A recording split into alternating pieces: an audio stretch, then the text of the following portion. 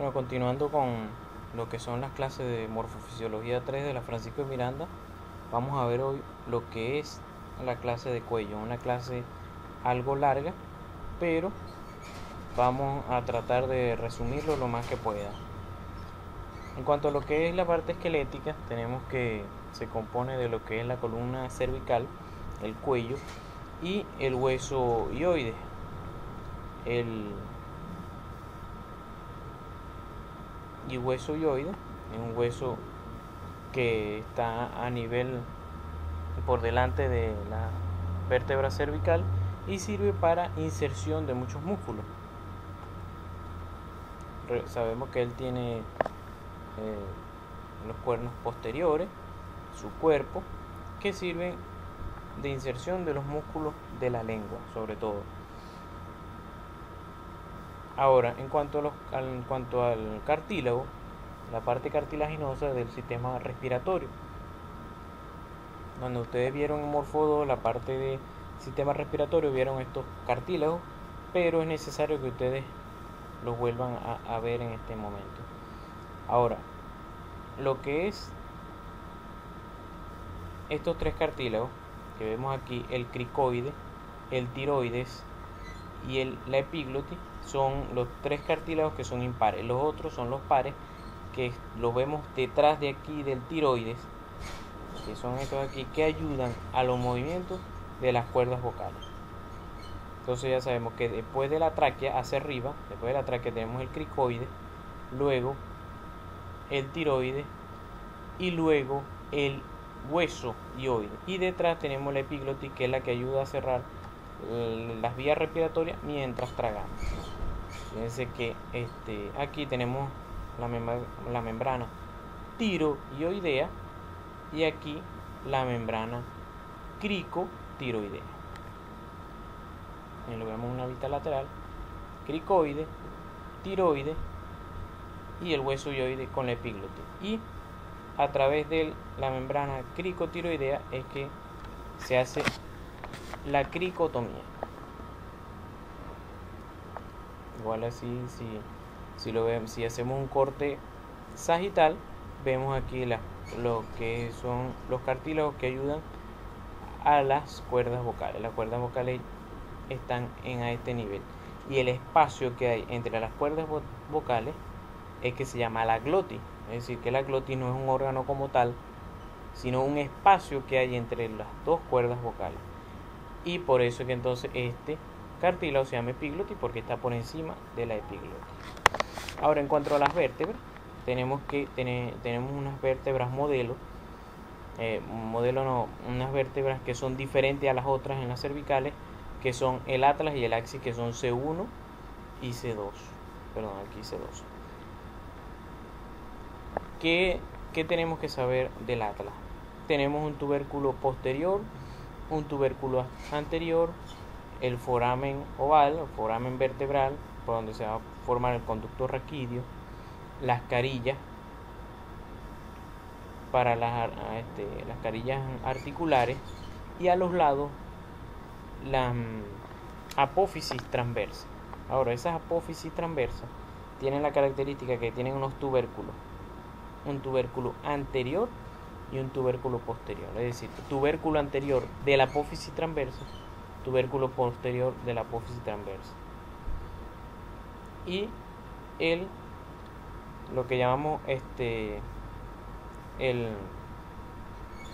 agujero cervical, agujero transverso, que es por donde va a pasar la arteria cervical, la arteria vertebral, perdón, que viene de la arteria subclavia, la arteria vertebral. Ya lo vamos a ver más adelante. Igualmente, el axis tiene la característica que tenemos la apófisis odontoides, que se va a articular con el atlas aquí, fíjense aquí a este nivel del tubérculo anterior, y va a hacer que el atlas pueda rotar sobre el axis para dar el movimiento de rotación a la cabeza. Entonces, de C4 a C7, sí, las vértebras son casi iguales, tenemos su cuerpo foramen vertebral, apófisis espinosa, apófisis transversa, tubérculo anterior, tubérculo posterior de la apófisis transversa y el agujero para el conducto, para la vértebra, para la arteria vertebral. Ahora, los músculos son muchos, lo vamos a ir viendo poco a poco. Esto es bastante caletre, pero fíjense que entonces tenemos un grupo anterior de músculos y un grupo posterior. El grupo anterior de músculos son todos los músculos que están por delante de las vértebras. El grupo posterior es el que están por detrás de las vértebras. Entonces quiere decir que como las vértebras están atrás, quiere decir que en el grupo anterior son bastantes, son más que las del grupo posterior. Entonces tenemos en la región anterior. Ahora vamos de lo profundo a lo superficial. De lo profundo a lo superficial. Tenemos primero unos músculos que están en las vértebras, a los lados de las vértebras, y otros que están más lateral, que son estos que están aquí. Grupo más central entre los profundos y un grupo un poco más lateral. Entonces, entre los músculos paravertebrales tenemos el músculo largo del cuello, que es todo este músculo que vemos aquí. Primero, que tiene varias partes. Uno que se origina, como vamos viendo ahí, que se origina del cuerpo de C2 hasta C3, desde el cuerpo de C2 hasta C3, hasta los cuerpos de C2 y C3. Fíjense, desde C2, C3, esto aquí, C2, C3, todo esto, hasta el cuerpo de C2 y C3. Fíjense. Perdón, cuerpo de C4, desde C4, estos que están aquí, desde C4, todo esto hasta C2 y C3, este que está aquí. Los otros son desde los cuerpos de D1, hasta los tubérculos anteriores de la apófisis transversa, de C5 a C7, que eso esto que están aquí.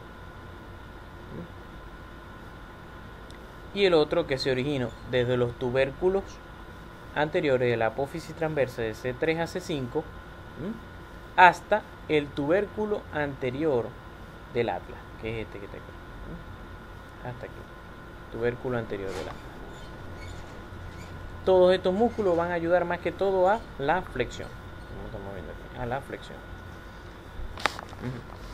Ahora, los músculos recto anterior de la cabeza son unos que están aquí arriba, son un grupo de los paravertebrales, pero de que están un grupo más interno, más medial, que se origina en el atlas, que se origina en el atlas, hasta la apófisis triangular del hueso occipital. El músculo recto anterior de la cabeza, que va desde el atlas hasta la apófisis triangular del hueso occipital, este que vemos aquí. El músculo largo de la cabeza, desde el tubérculo anterior, desde C3 a C6, hasta la apófisis triangular del occipital, que es este que vemos aquí, C3 a C6, hasta la apófisis triangular del hueso occipital. Igual ayudan a la flexión. De los músculos del grupo lateral, entonces ahora vimos los mediales, ahora vamos a los laterales. Los laterales son los escalenos, escaleno anterior, medio y posterior. Anterior, medio y posterior. Es fácil porque primero tenemos que saber que los escalenos, el anterior y el medio, se insertan en la cara superior de la primera costilla, y el escaleno posterior se inserta en la segunda costilla. Aquí lo vemos, segunda costilla, y aquí estos dos en la primera costilla. Y entre el primero y el segundo, entre el anterior y el medio, va a pasar el plexo braquial con esta arteria que vemos aquí, que es la arteria axilar. Entonces, escaleno anterior, desde los tubérculos anteriores de la apófisis transversa, de C3 a C6, hasta la primera costilla. El escaleno medio, de los tubérculos anteriores, de la apófisis transversa C2 y C3, C2 a C6, hasta la cara superior de la primera costilla. Y el otro de los tubérculos anteriores de la apófisis transversa C4 a C6, hasta el borde superior de la segunda costilla. Se tienen que dar cuenta que la primera costilla tiene cara superior y cara inferior. En cambio, de la segunda costilla en adelante son borde superior e inferior. Esto sí ayuda a la lateralización y a la inspiración, porque ayudan a suspender las costillas. Cuando nosotros corremos mucho, nos damos cuenta que se marcan los músculos escalenos. Ahora, tenemos el grupo lateral, seguimos en el grupo lateral, pero en la parte superior, músculo recto lateral de la cabeza, este que vemos aquí, que va desde el atlas a la apófisis yugular del hueso occipital, y los músculos intertraversos del cuello que van entre cada uno, entre la apófisis transversa de cada una de las vértebras cervicales, entre la superior y la inferior, cada una, superior e inferior, superior e inferior, van entre cada una.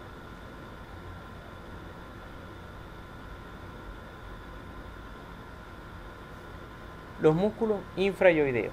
Ahora entonces un poco más superficial.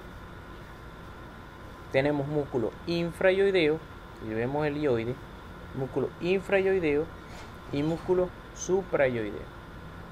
Infrayoideo y suprayoideo. Los infrayoideos, aquí lo tenemos también, infrayoideo, suprayoideo. Facilito. Los infrayoideos tenemos el esternotiroideo. ¿Desde dónde a dónde irá? Bueno, desde el esternón al cartílago tiroide, este que vemos aquí, desde el esternón al cartílago tiroide. ¿Lo ven? Del esternón al cartílago tiroide. El tiroideo, desde el tiroide al ioide. El esternoioideo, entonces, recorre todo lo que esos dos músculos recorrieron, que sería este. Esternotiroideo. Perdón, esternoioideo. Y el homoyoideo, que es uno que viene atrás, desde el ángulo superointerno de la escápula hasta el ioide. Ayudan al descenso del hueso ioide. Al contraerse esto y al contraerse los suprayoideos, descienden la mandíbula. Entonces, ¿quiénes descienden la mandíbula? Los supra e infrayoideos. ¿Quiénes suben la mandíbula? Los masticadores. Ahora, los suprayoideos. Entonces tenemos en la mandíbula, aquí, tenemos las apófisis geni, que son 4, 2 superiores y 2 inferiores. En las inferiores se inserta el músculo genioideo, porque va desde la apófisis geni al ioide. Y en las superiores, esta es una vista superior, y en las superiores se insertan estos músculos que están cortados, que lo vamos a ver en digestivo, que van desde la apófisis geni a la lengua. Entonces este músculo se llama geniogloso, pero no lo vamos a ver ahorita. Entonces genioideo. Entonces ahora más hacia abajo nos encontramos este músculo que forma como una sábana, como un piso para la boca, y va desde la mandíbula al ioide y se llama miloioideo. El digástrico, que es este que vemos aquí, pues se llama digástrico porque es doble. Y este que vemos aquí va al ioide, va desde la apófisis mastoide al ioide, pasa por allí en una reflexión, como vimos en el músculo del ojo, cuando vimos los músculos oculares, el oblicuo mayor hace una reflexión y luego se dirige hacia la mandíbula. Es este mismo que vemos aquí, de la apófisis mastoide se refleja y luego en la mandíbula. Ese es el digástrico, de la apófisis mastoide al borde inferior de la mandíbula. Y el estiloioideo, que va desde la apófisis estiloide hasta el ioide.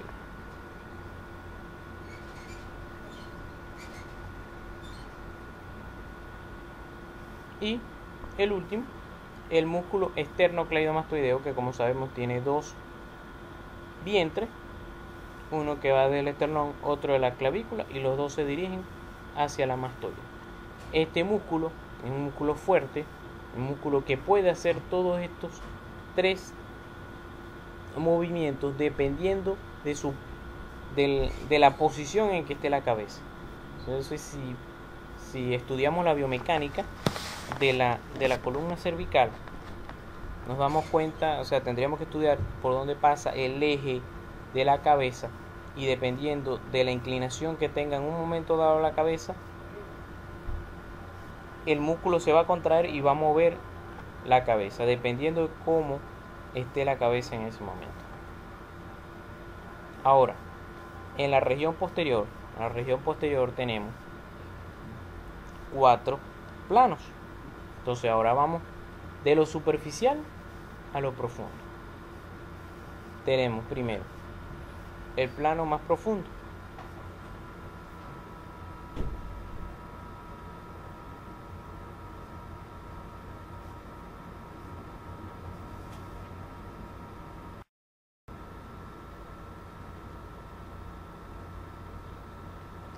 Ok, entonces tenemos un plano profundo. El plano profundo tenemos estos 4 músculos que vemos aquí, 4 músculos, y estos que vemos aquí chiquiticos. Entonces primero tenemos que saber las líneas semicirculares del cráneo. Tenemos la línea semicircular superior, que es esta, y una línea semicircular inferior.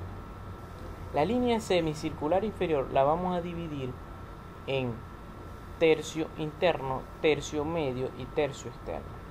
En cambio, la línea superior, semicircular superior, la vamos a dividir en un medio interno y medio externo.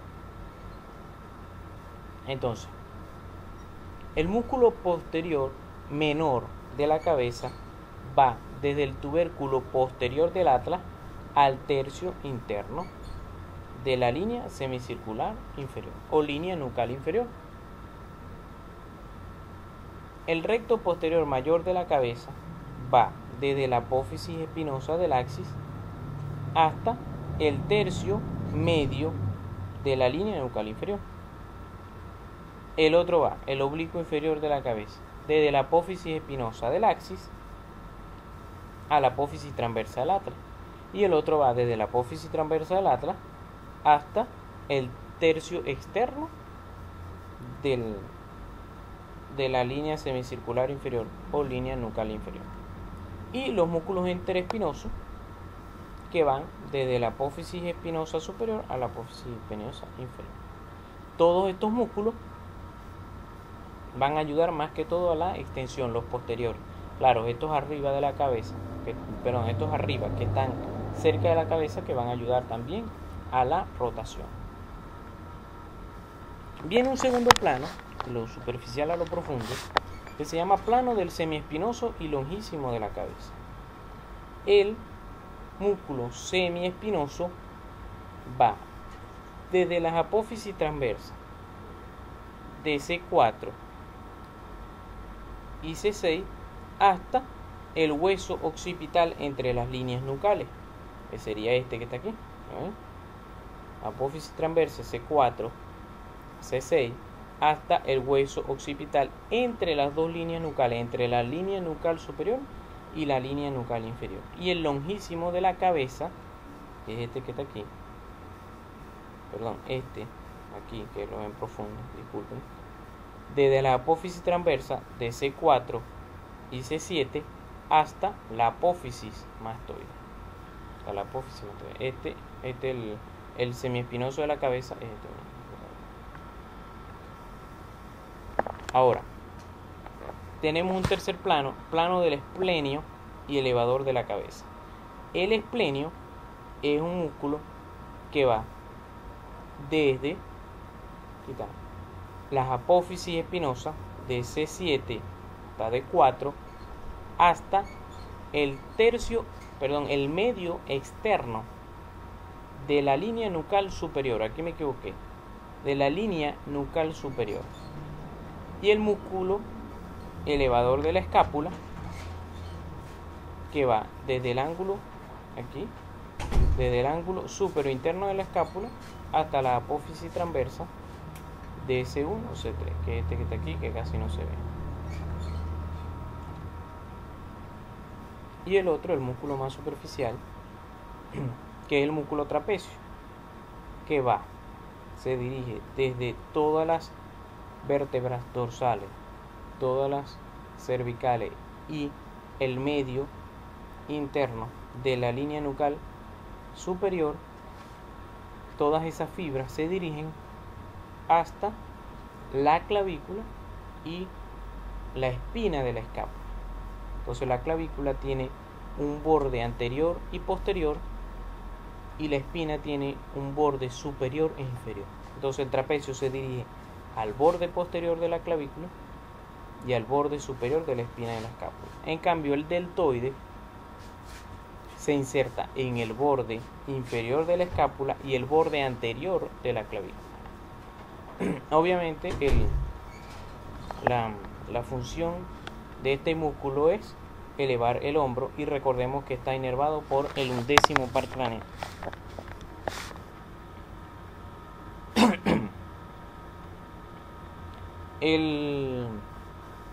Las fascias del cuello, que vamos a ver las fascias del cuello, lo que recubren a los músculos del cuello. Tenemos que hay una fascia cervical como tal, es decir, que si hacemos un corte a través del cuello, vamos a ver primero piel, tejido celular subcutáneo, y vamos a encontrar un músculo llamado platisma, que no está envuelto por la fascia. Luego de eso vamos a conseguir la primera fascia, que es la fascia cervical. Fíjense que comienza en la línea media, se dirige hacia los lados, envuelve al esternocleidomastoideo y envuelve también al trapecio, y termina en la apófisis espinosa. Y fíjense que estos dos músculos son los que están inervados por el 11º par craneal. Es para que hagan el ejercicio. Entonces, luego, como estamos a nivel de la séptima cervical, tenemos los músculos infrayoideos, que están cubiertos por la fascia infrayoidea. Que entonces, primero tenemos una fascia infrayoidea superficial y otra profunda. Fíjense que la superficial envuelve al esternoioideo y al homoioideo. En cambio, la profunda comienza aquí en la línea media y solo envuelve al esternotiroideo. Otra fascia es la fascia visceral, que es la que va a envolver a la glándula tiroides como tal. Va a ayudar a envolver a la tráquea y al esófago. Y a los lados tenemos la fascia o vaina carotidia, que va a envolver lo que es el paquete vasculonervioso del cuello. ¿Quiénes son? Vena yugular, arteria carótida y el nervio vago. Este sería el nervio frénico. Y lo que es la última fascia, la fascia cervical prevertebral, lo llamamos prevertebral porque está alrededor de las vértebras, que va a envolver a todos los músculos anteriores profundos y todos los posteriores excepto el trapecio. Igual aquí vemos otro dibujo donde vemos las mismas vainas: la cervical, la visceral, la pretraqueal. Ahora, los triángulos del cuello, que cuando trazamos estos músculos, van a formar varios triángulos que nos va a servir cuando vamos a hacer una cirugía a nivel cervical, una cervicotomía.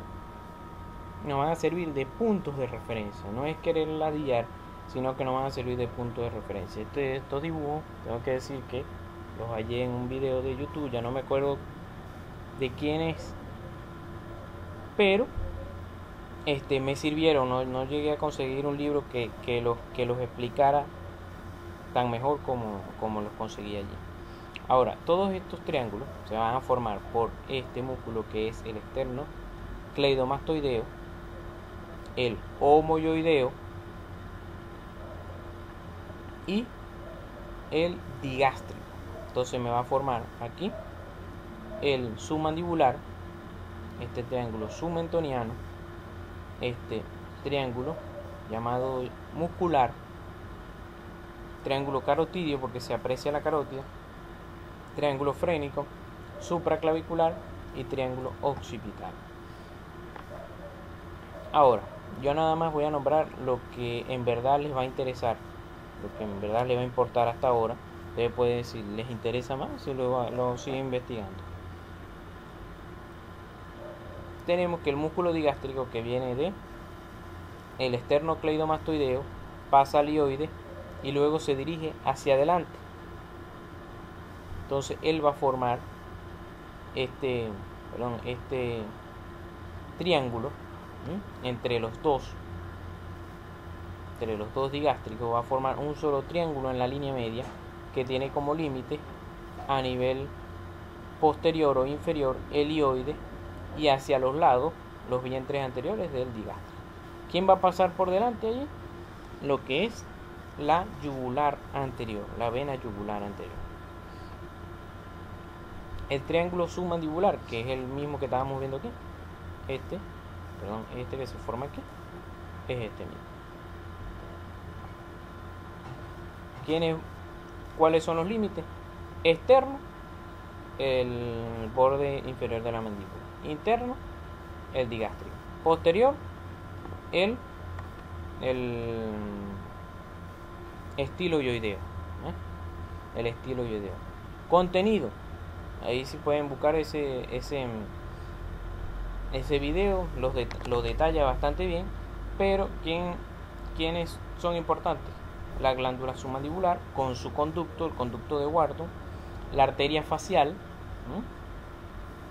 que es rama de la carótida, lo vamos a ver en la siguiente clase, la vena lingual, con su vena obviamente, y el duodécimo par craneal, que es el hipogloso, que va a inervar los músculos de la lengua. Ya estamos empezando ya a ver los pares craneales.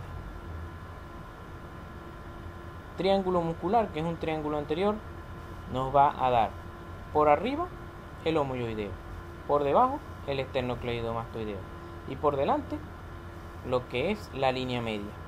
¿Qué va a contener? El externo ioideo y el externo tiroideo y el tiroioideo. Los tres músculos que son infrayoideo. ¿Cuál es el otro?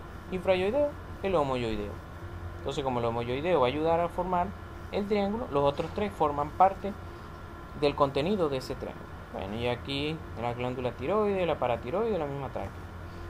El rombo de la traqueotomía, eso es ya un procedimiento quirúrgico, pero que ustedes deben conocer, que se forma un rombo que se forma con estos dos músculos, sin estar mirando para allá. ¿Quiénes son?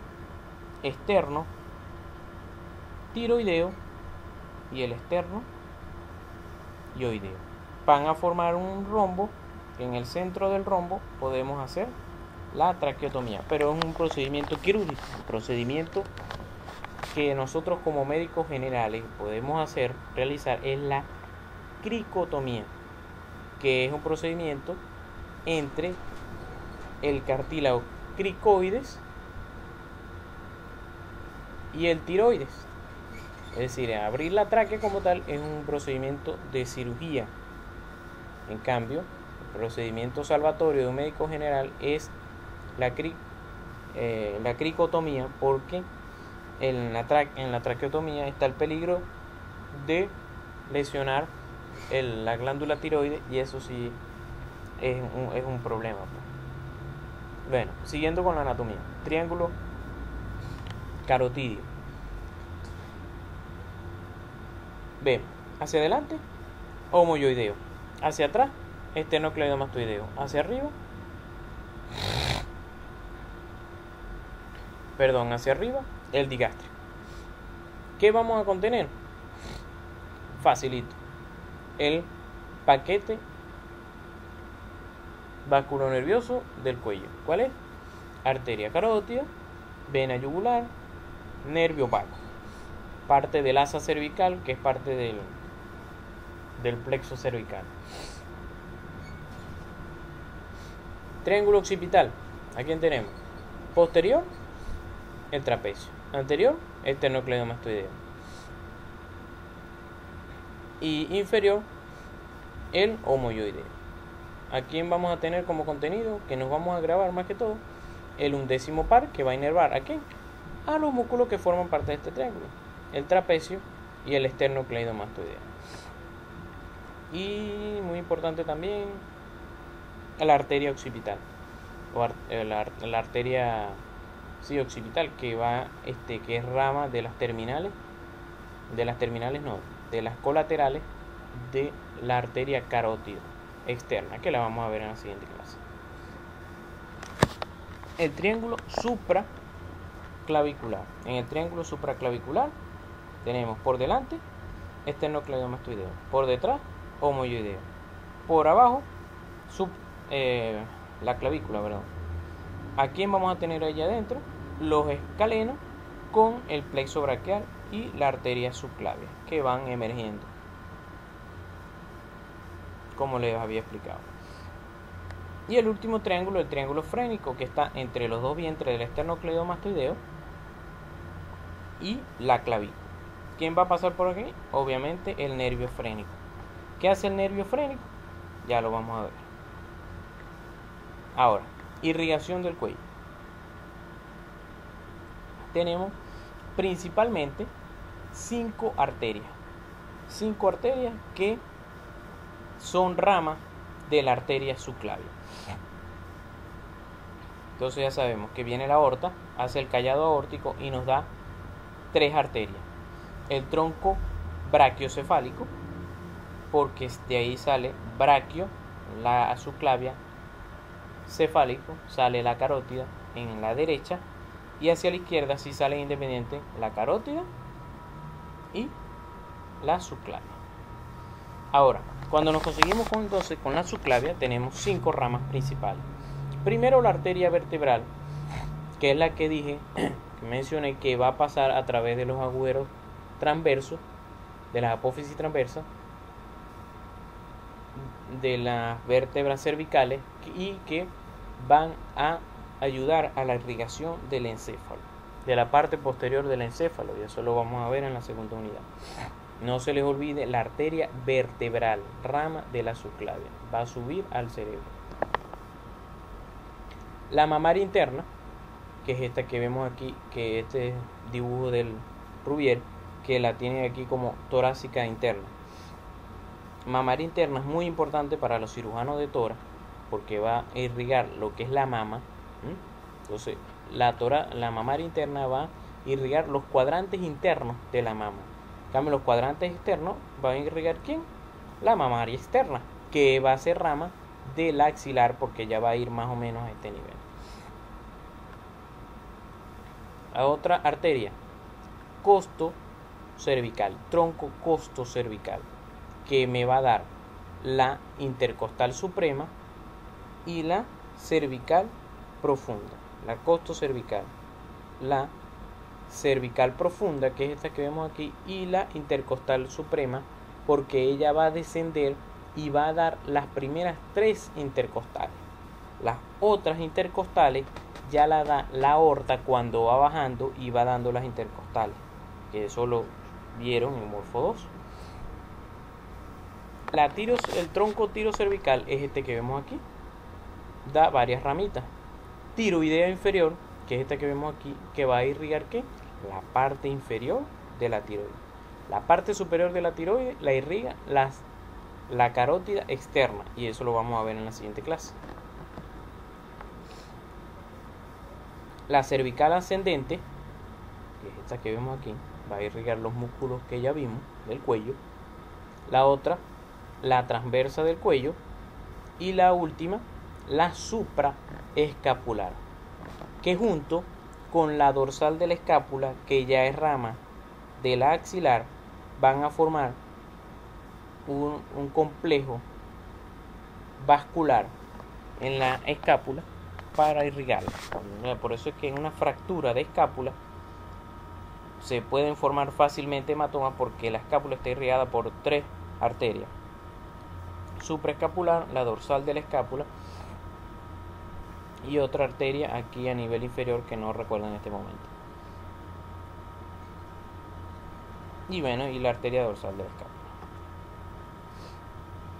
Ahora, el drenaje del cuello, principalmente 3 arterias: la yugular anterior, que se las mencioné ahorita, la yugular interna, ¿no?, y la yugular externa, ¿no?, la yugular externa y la yugular interna.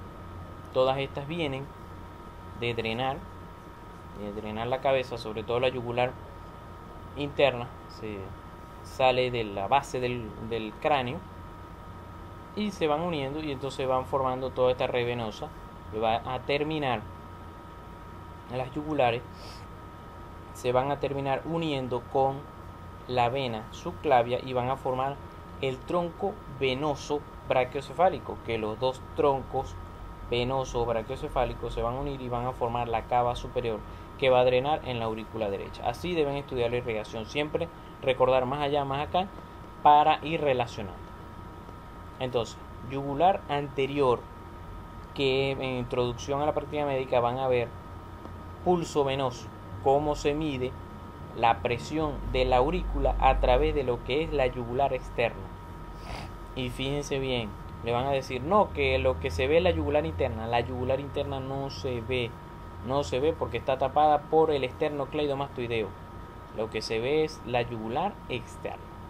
Ustedes lo pueden ver, si quieren hacer la prueba, se acuestan en un ángulo de 45 grados y pasando una luz transversal, pueden ver cómo ella es como si temblara, pues. Ustedes lo pueden ver, sobre todo si hacen ejercicio, hacen 10 abdominales y se acuestan, y que su compañero los vea, y se van a dar cuenta que ahí está la yugular externa y que es asincrónico con el pulso, porque es un pulso venoso. La inervación del cuello, tenemos que lo que es el plexo cervical, dado por C1, C2, C3 y C4. A partir de C5 es el plexo braquial. Ayuda también lo que es el nervio hipogloso, que es el 12º vago.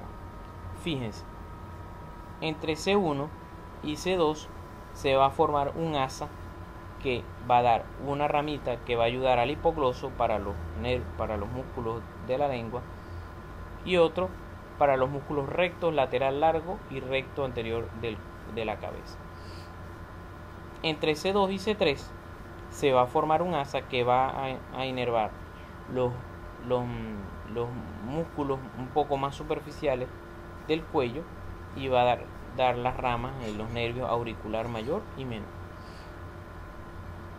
Pero también entre C1 y C2 se va a formar un asa más larga que se llama asa cervical, que lo vamos a ver en uno de los triángulos, como les dije, que va a inervar los músculos infrayoideos, el esternotiroideo y el esternoyoideo y el homoyoideo. Entre C3 y C4 otra asa que son los nervios supraclaviculares, y también van a dar para el nervio frénico, nervio muy importante, C3 y C4, nervio muy importante porque él es el que va a descender hasta el diafragma para inervarlo. Ahora ustedes dirán, ¿por qué ese nervio frénico no se forma allá en las vértebras dorsales, que está cerquita ya del diafragma? Dios lo dispuso así, para que si hay una lesión a nivel de la médula espinal, si hay una lesión por debajo de C4, C5, podamos seguir viviendo. Quedamos cuadraplégicos, pero podemos seguir viviendo. En cambio, si ese nervio quedara allá abajo, no pudiéramos vivir. Igual aquí está parte de lo que es el plexo cervical. Estos son dibujos de los modelados con que estudiábamos nosotros, y quisiera dejarlo con un versículo. Venid a mí todos los que estáis trabajados y cargados, y yo os haré descansar, dice Jesús. Llevad mi yugo sobre vosotros y aprended de mí, que soy manso y humilde de corazón, y hallaréis descanso para vuestras almas, porque mi yugo es fácil y ligera mi carga. Estos son dos bueyes, y cuando araban se les ponía esto, se les colocaba, perdón, esto que es un yugo en el cuello. Entonces por eso es que Cristo dice: llevad mi yugo sobre vosotros, sed manso como yo, dice él. Como un buey que cuando el buey al principio, cuando era joven, al trabajador le costaba colocarle el yugo, pero era rebelde. Pero después, cuando él ya se acostumbraba al trabajo, cuando ya sabía que ese era su trabajo, colocarle el yugo ya era fácil, se colocaba manso el buey. Y esto es una guardia con 3 de mis alumnos. Gracias.